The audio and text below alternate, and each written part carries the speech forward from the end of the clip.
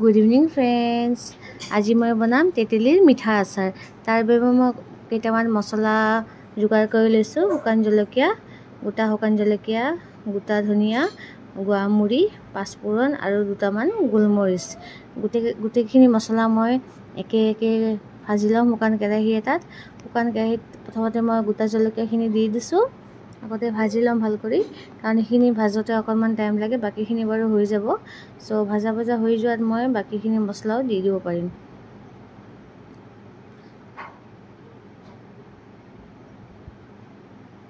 গোটেইখিনি ভালদৰে ভাজি লম মই গোটেইখিনি।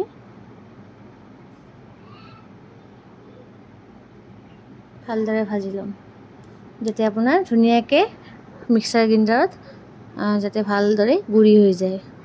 সো মছলাখিনি ভাজি মই অকণমান ঠাণ্ডা হ'বলৈ দিম। ঠাণ্ডা হ'বলৈ দি তাৰ পিছত মই মছলাখিনি মিক্সাৰ গ্ৰাইণ্ডাৰত গুড়ি কৰি ল'ম। তাৰপৰা মই ভালদৰে ভাজি এখন শুকান থালত অকণমান ফেনৰ তলত থৈ দিছিলোঁ ঠাণ্ডা হ'বলৈ। এয়া মোৰ ভাজা প্ৰায় হৈ আহিছে।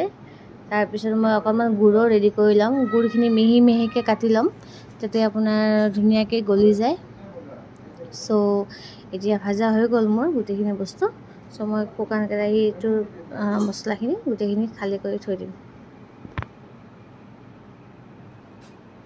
এতিয়া মই অকণমান গুড় যে কাটি থৈছিলোঁ, প্ৰায় আধা কেজি গুড় মই কাটি থৈছিলোঁ, গোটেইখিনি মই শুকান কেৰাহীটোত দি দিম। গুড়খিনি ভালদৰে পগাই ল'ব লাগিব। পগাই একদম লাষ্টত আমি তেতেলিখিনি দি দিম। ভালদৰে পগাই ল'ব লাগিব। এইখিনি গুড়ত মই হাফ কাপ পানীও দি দিম। পানীটো মই লাষ্টত দিম, অকণমান আগতে বস্তুখিনি গলি লওক ভালদৰে।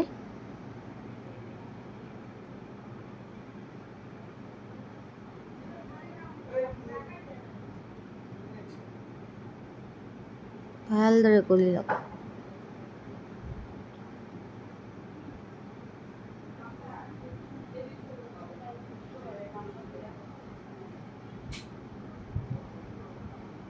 ভালদৰে গলি লওক।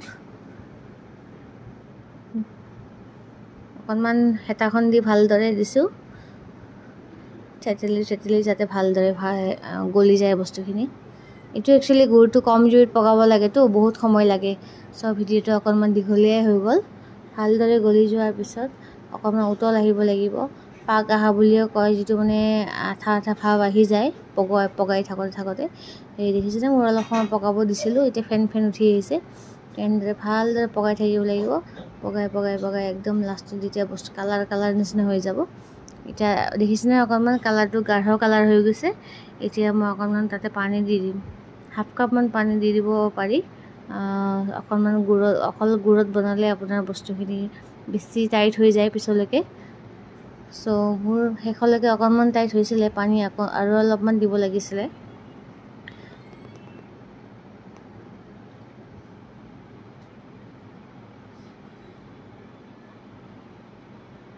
ভালদৰে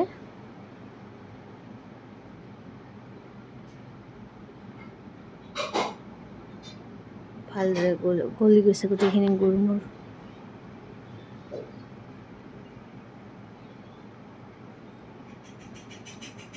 সেয়ে দেখিছেনে, পূৰা পানী হৈ গৈছে।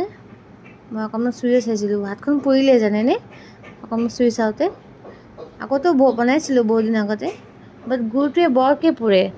কেতিয়াবা ভাবোঁ মুড়ি লাড্ডু বনাম বুলি, বৰকৈ পুৰে। সো সেইকাৰণে বনোৱাই নহয়। ভালদৰে ফেন উঠিছে। এতিয়া মই পানী অকণমান ঢালি দিম ইয়াতে।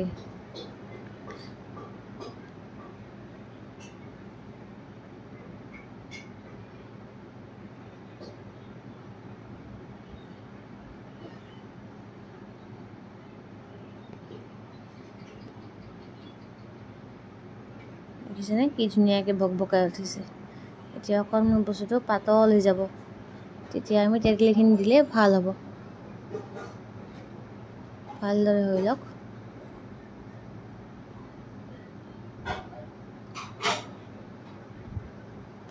মাৰ ঘৰত আহিছিলোঁ, মাৰ গা বেয়া দেখি এয়া দেখিছেনে গুড়া মছলাখিনি মই যে গুড়া কৰি থৈ দিছিলোঁ ঠাণ্ডা হোৱাৰ পিছত।